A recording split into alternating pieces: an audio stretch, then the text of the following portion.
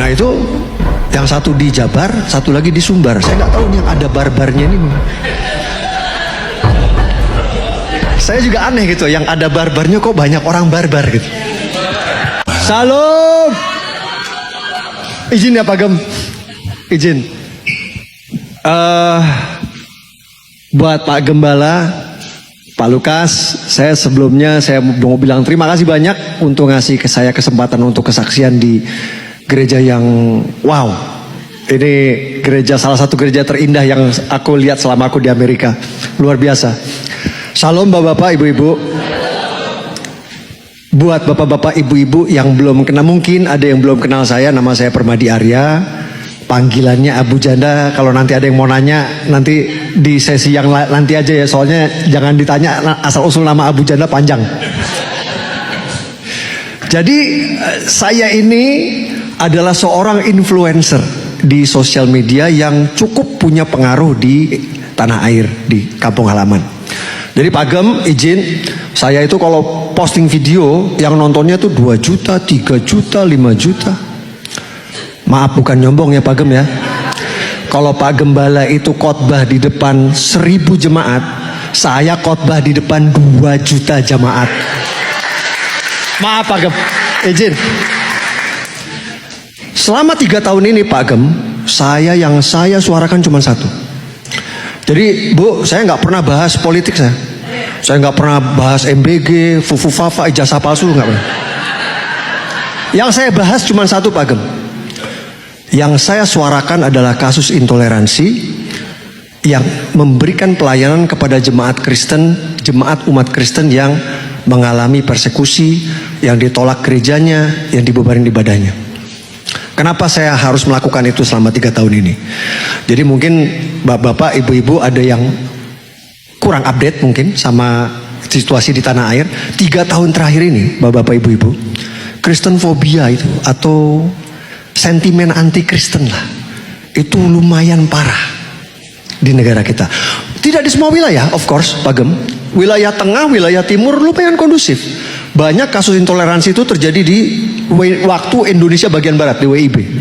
Jawa Barat, Banten, Lampung, Sumatera Barat, Riau, Sumatera Utara, sama yang paling ujung saya nggak usah sebut namanya lah, udah itu kalau udah no comment lah itu kan. Jadi mungkin nih umat Islam di provinsi-provinsi ini mungkin memang lebih keras, lebih fanatik dan lebih keras gitu. Mungkin bapak-bapak, ibu-ibu itu kalau ingat setahun yang lalu, belum lama, itu ada kasus yang lumayan viral itu. Yang terjadi, jadi anak-anak lagi retret Bu. Anak-anak lagi retret minggu pagi mereka nyanyi-nyanyi, retret, datang masa, dihancurin tempatnya Bu.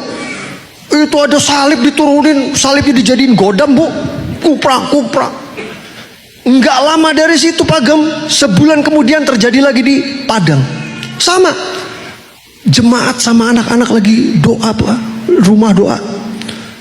Mereka lagi doa, itu warga datang, berhenti, dihancurin semua. Nah itu yang satu di Jabar, satu lagi di Sumbar. Saya nggak tahu nih yang ada barbarnya ini. Saya juga aneh gitu, yang ada barbarnya kok banyak orang barbar gitu. Jadi sebulan sekali, Pak Gem, pasti ada 3 tahun terakhir ini, sebulan sekali pasti ada kasus. Ya itu saya bilang, entah itu.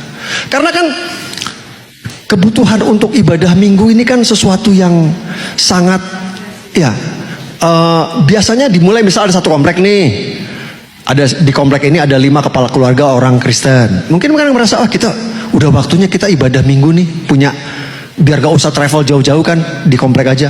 Akhirnya ngumpullah mereka di rumah pendetanya kan. Ketika mereka ngumpul di rumah pendetanya, nyanyi-nyanyi nggak masih warga komplek. Digeruduk warga, berhenti. Gak boleh nyanyi ini, izinnya mana? Mereka selalu pakai istilah izin. Terus apalagi ibadah nggak boleh ibadah di sini, ibadah di gereja katanya. Atau banyak kasus juga, misalnya ada jemaat, terus mereka udah kumpulin uang ya, ibu bapak, terus mereka hanya beli satu tanah kan, Wah, punya cita-cita kan. Udah dapat ngumpulin uang, beli tanah, udah lagi ngurus izin. Tiba-tiba warga dengar mereka mau bangun gereja, pasang spanduk gede-gede. Warga di sini menolak ada gereja di daerah ini. Bayangin Pak, setiap bulan ada satu kasus. Udah 3 tahun. Jadi izin bapak-bapak, ibu-ibu, aku pengen bilang, you don't know how blessed you are. Bapak-bapak, ibu-ibu nggak tahu betapa diberkatinya kalian nih, punya gereja yang bagus, punya Pak Gembala yang ganteng, ngalahin Ari Wibowo gantengnya. Banyak saudara-saudara kita di tanah air yang belum seberuntung kalian. Mau ibadah minggu susah, mau apalagi mau ibadah minggu diusir-usir. Saya itu Pak Gem, di tanah air saya tuh whistleblower istinya. Whistleblower itu orang yang pertama kali memviralkan lah. Jadi orang umat Kristen di Indonesia tuh kayak udah tahu Pak Gem. Jadi kalau ibadah diganggu, aduinnya ke Bang Permadi. Jadi saya selalu terima yang pertama. Misal kejadian siang, saya di DM malam. Jadi siang kejadian, malam saya udah dapat videonya. Saya yang pertama, itu yang namanya istilah whistleblower. Saya posting videonya, biasanya saya sertai dengan sayanya ikut ngomong kan. Ini kejadian ini mana nih, saya tuh kesel, saya selalu kelihatan kesel kalau gitu. Gimana nggak kesel Bu? Maaf, ini kalau menurut saya ini primitif sekali ya. Sangat, kalau orang Amerika bilang apa? Savage Pak. Sangat tidak berperi kemanusiaan. Orang mau doa kok Bu, doa aja sampai gak boleh. Tapi lucunya Bu, saya lagi kesel nih, saya kan kesel kalau bikin video kan. Itu teman-teman umat Kristen tuh komen, sabar Pak Ustadz. Itu memang jalan penderitaan kami umat Kristen. Saya pikir ini orang Kristen yang harusnya kesel, malah saya yang disuruh sabar. Piye kalau kata wong Surabaya, piye ini? Terus itu kan kalau saya setiap ada kasus tuh, itu video pasti viral Bu. Yang nonton pasti jutaan. Komentarnya Pak Gembala itu bisa belasan ribu komentar, bisa puluhan ribu komentar.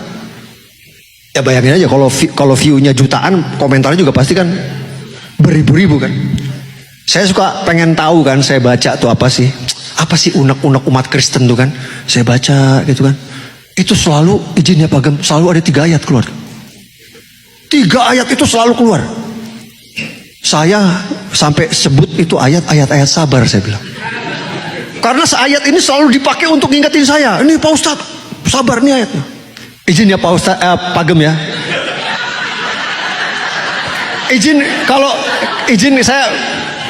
Kalau saya salah, mohon maaf. Maklum, nubi. Jadi yang 3 ayat yang selalu keluar itu, 1 Yohanes 15:18. Jika dunia membencimu, ingat, dia sudah dulu membenci aku. Keluar lagi tuh, Lukas 23:34. Bapa, ampunilah mereka tidak tahu apa yang mereka lakukan. Keluar lagi satu lagi, Matius 16:24.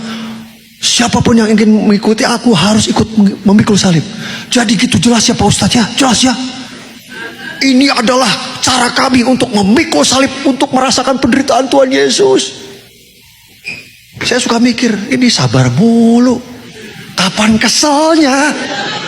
Sabar mulu. Tapi Pak Gembala, ibu-ibu, bapak-bapak, dengan begitu banyaknya kasus intoleransi itu, dengan begitu banyaknya umat Kristen ditindas, dizolimi, dianiaya, sampai sekarang belum ada konflik Pak Gem. Itu karena kalian umat Kristen penuh cinta kasih. Jadi tepuk tangan dulu yang meriah buat kalian.